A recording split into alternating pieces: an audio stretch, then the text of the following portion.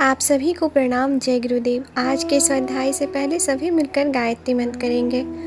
ओम भूर्भुवः स्वः तत्सवितुर्वरेण्यं भर्गो देवस्य धीमहि धियो यो नः प्रचोदयात्। आज का विषय है सूर्य की साधना से मिलती है सद्बुद्धि। जिस प्रकार दीपक को ज्ञान का, राष्ट्रीय ध्वज को देशभक्ति का, प्रतिमा को देवता का प्रतीक माना जाता है, उसी प्रकार आकाश को निरंतर ज्योतिर्मय बनाए रहने वाले सूर्य को तेजस्वी पर ब्रह्म का प्रतीक माना और सविता कहा गया है। गायत्री का जप करते समय इस सविता का ही ध्यान किया जाता है। सावित्री का तो यह सविता युग में ही है। गायत्री सावित्री उपासना के माध्यम से इसी सविता शक्ति का अवतरण होता है। शक्तनंद तरंगिणी में कहा गया है, महाशक्ति का प्रतः, मध्याह्न और साय त्रिकाल ध्यान करके जप करना चाहिए। सविता देव के अंतर्गत तेज को ब्रह्मज्ञानी वरेण्य श्रेष्ठ कहते हैं, उसी का हम ध्यान करते हैं। सविता की भौतिकी और आत्मिकी क्षेत्र में महत्ती भूमिका का शास्त्रकारों ने उल्लेख किया है और ब्रह्म तेजस प्राप्त करने के लिए सविता के साथ संबंध होने का निर्देश दिया है। महामनीषी महिधर का कहना है कि सविता मंडल में ब्रह्म स्वरूप पुरुष विद्यमान है। वह प्रकाशमान ज्योतिर्पुंज प्रेरक तथा प्राणियों की अंतः स्थिति को जानता है। समस्त विज्ञान से विभूषित वह आनंद स्वरूप है। वेदांत में उसी का प्रतिपादन हुआ है। वह समस्त सृष्टि का संहार करने में समर्थ है। वही वरण करने तथा प्रार्थना करने योग्य सत्य स्वरूप है। उसका ध्यान करने से हमारी अंतरात्मा में ज्ञान, विवेक और आनंद प्रदान करने वाला दिव्य तेज बढ़ता हुआ चला जाता है। शास्त्रकार कहते हैं, बुद्धि को सन्मार्ग पर लगाने वाला जो विराट चिदात्मा पुरुष है, वही सत्य, धर्म, ब्रह्म स्वरूप वंदनीय सविता है। महर्षि अगस्त्य भी इसी तथ्य की पुष्टि करते हुए कहते हैं, सविता नामक जो देवता हमारी बुद्धि को धर्मादि में लगाते हैं, उनके वंदनीय तेज को हम उपासना करते हैं। महातपस्वी पराशर मुनि का कथन है, सविता देवता के प्रशंसनीय तेज का हम ध्यान करते हैं, जो हमारी बुद्धि को ब्रह्म तत्व में प्रेरित करे। आत्मोत्कर्ष की दिशा में आगे बढ़ाने के लिए सविता देवता की आराधना या ध्यान धारणा महत्वपूर्ण भूमिका निभाती है। मोक्ष पद के अभिलाषियों, ब्रह्मपरायण साधकों के लिए उपनिषदों में माया के बंधनों से, कुसंस्कार, कषाय कलमशों से छुटकारा पाने के लिए प्राण विद्या, पंचांगनी विद्या, मधु विद्या, पुरुष विद्या, सांडी विद्या, सांडिल्य विद्या आदि 34 प्रकार की विद्याएं, उपासनाओं का सविस्तृत उल्लेख किया गया है। उनमें उद्गीत विद्या के अंतर्गत अंतर्द्वितीय विद्या का वर्णन है, जिसमें सूर्यमंडल में ध्यान करने का विधान है। सूर्यमंडल मध्यस्थ महाप्रज्ञा गायत्री की आराधना साधक को परम पवित्र बनाती है और मनोरथ को पूर्ण करती है। महाभारत के वन पर्व में स्पष्ट उल्लेख है कि सूर्य से ही समस्त जगत प्रकाश पाता है। वही जीवों की उत्पत्ति का कारण भी है। मुक्तिदाता भी वही है। उनकी उपासना कभी निष्फल नहीं जाती। जो व्यक्ति मन को संयमित एवं चित्त को एकाग्र कर सूर्य की उपासना आराधना करेगा, उसकी इच्छा पूर्ति होगी। इसमें कोई भी संशय नहीं है। गायत्री का देवता सविता विश्व के जीवन का, ज्ञान और विज्ञान का केंद्र है। पिछले अध्ययन में हम सभी ने सुना था, जो व्यक्ति मन को संयमित एवं चित्त को एकाग्र कर सूर्य की उपासना आराधना करेगा, उसकी इच्छा पूर्ति होगी। इसमें कोई संशय नहीं है। आगे सुनेंगे। गायत्री का देवता सविता विश्व के जीवन का, ज्ञान और विज्ञान का केंद्र है। अन्य समस्त देव शक्तियों का केंद्र भी वही है। चारों वेदों में जो कुछ है वह सब भी इसी सविता शक्ति का विवेचन मात्र है। तप, श्रद्धा और साधना के द्वारा योगी जन इसे ही प्राप्त करने में संलग्न रहते हैं। नाम रूप सुविधा अनुसार कोई भी माना जाए, पर वस्तुतः यह सविता देवता ही सबका उपास्य है। उसी को प्राप्त करने के लिए प्रत्येक साधक को प्रयत्नशील होना पड़ता है। सविता आत्मा हमारी बुद्धि धारण करे। साधना से उदत्त जीवन की जो प्रेरणा और प्रखरता अंतःकरण में आनी चाहिए, वह नहीं आती तो परमात्मा का उपासक निराश होता है और साधक की व्यर्थता अनुभव करने लगता है। इस सीढ़ी पर पांव रखकर आत्म कल्याण के इच्छुक को जानना चाहिए, देव शक्तियों और परमात्मा के जो सनातन नियम है, उनकी अवहेलना करने की शक्ति उनमें भी नहीं है। क्रमिक विकास ही वह नियम है जिससे हम संसार के कर्म फल में बंधे हुए हैं। 1 माह तक कार्यालय में काम करने के बाद वेतन मिलता है। निश्चित मात्रा तक वाष्प और उष्णता ग्रहण करने के बाद ही इंजन चलता है। गर्मियों में सूर्य जब अपनी प्रचंड तप शक्ति से तप लेता है, तब कहीं बरसात आती है। मनुष्य का जन्म भी क्रमिक विकास के इस सिद्धांत से परे नहीं जा सकता। 9 माह 10 दिन तक माँ के गर्भ में पकने के बाद ही धरती पर आने का सौभाग्य उसे मिल पाता है। बीच के समय प्रयत्न और आवश्यक तैयारी के होते हैं। जो लोग इस तैयारी में जितनी अधिक बुद्धि खर्च करते हैं, लगन और तत्परता व्यक्त करते हैं, फल भी उन्हें वैसा ही स्वस्थ और परिपुष्ट मिलता है। अधीर उद्विग्न समय के पूर्व फल चाहने वाले को फल की प्राप्ति तो दूर, कई बार जोखिम भी उठाने पड़ते हैं। शास्त्रकार ने अपनी इसी बात को एक किसान का उदाहरण देते हुए कहा है।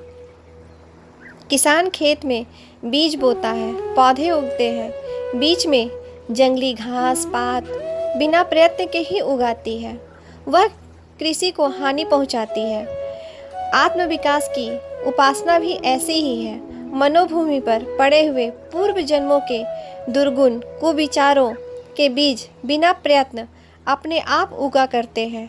कई बार तो मन की स्थिति ऐसी असमंजस पूर्ण बन जाती है कि पता भी नहीं चलता कि किस कुविचार की कल्पना एकाएक सूझ पड़ी। वह तो कभी मेरे द्वारा ही नहीं हो सकती थी, किंतु वह किसी अज्ञात जन्म पूर्व योनि की क्रियाओं का संस्कार होता है, जिससे हम प्रत्यक्ष नहीं जानते, पर वह हमें विचलित करती है।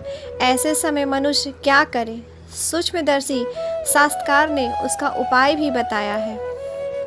चतुर किसान जानता है कि वह बिना प्रयत्न उगा हुआ खरपतवार कृषि के लिए हानिकारक है, अतएव वह नित्य नियम पूर्वक उसकी निराई करता रहता है। मनुष्य के चित्त में भी उसी प्रकार दुर्वासनाओं के अनेक खरपतवार उगते रहते हैं, जिनके कारण दुख और क्लेश अनुभव होता है। इस स्थिति का निरोध किसान की तरह केवल बार बार किए गए प्रयत्नों से ही संभव है। उनका उन्मूलन तो सावधानी से प्रयत्न पूर्वक ही किया जा सकता है।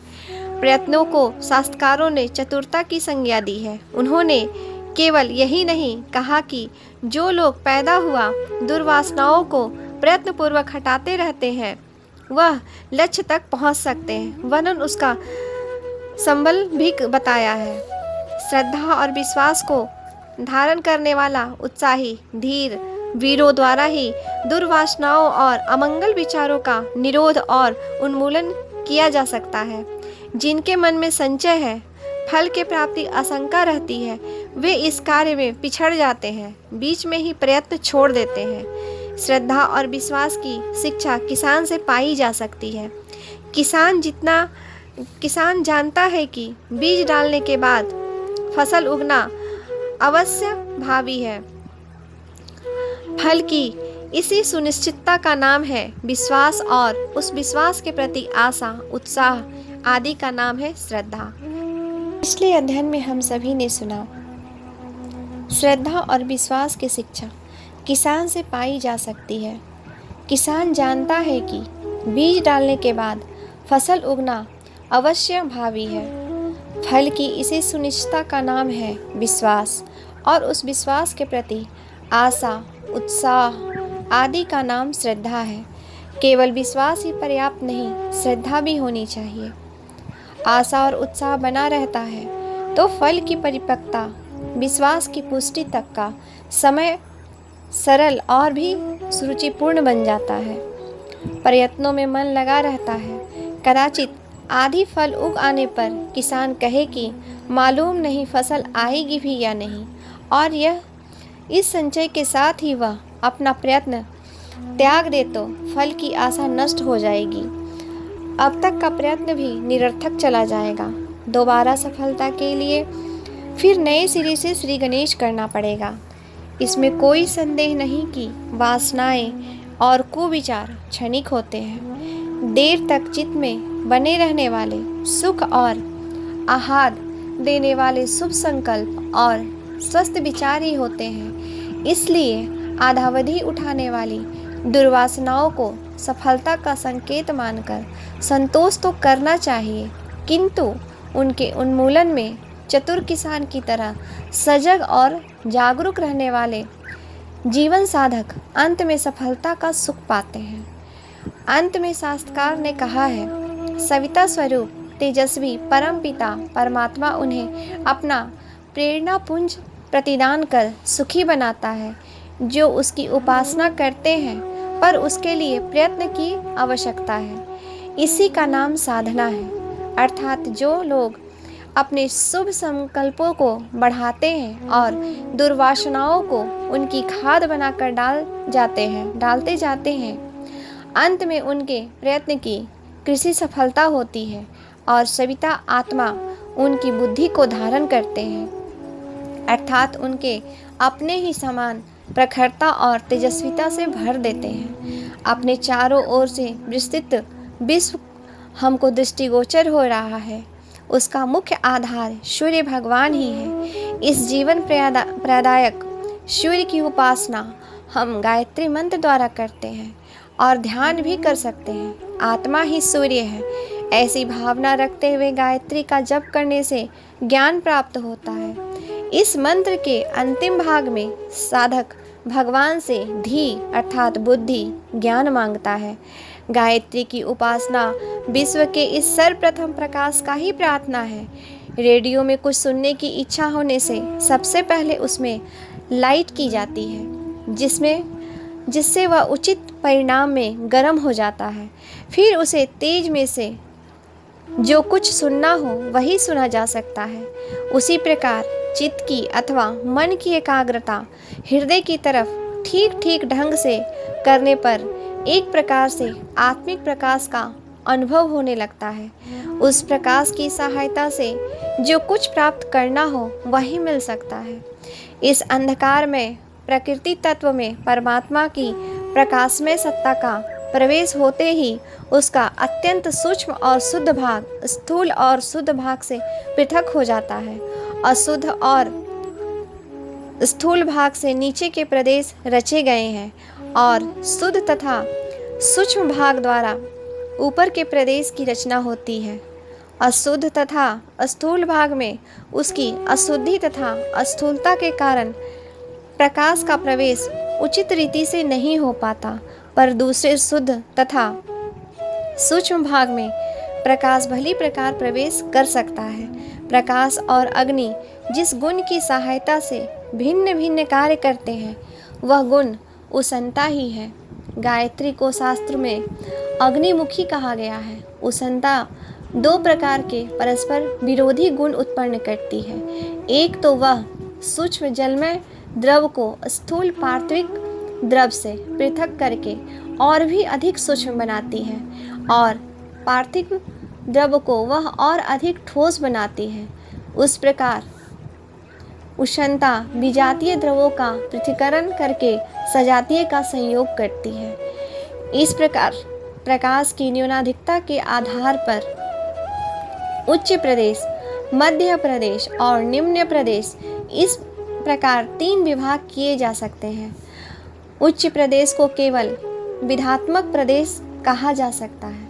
वह चैतन्यमय, अजरामर और अविनाशी है तथा विश्व में यही सबसे शुद्ध प्रदेश है।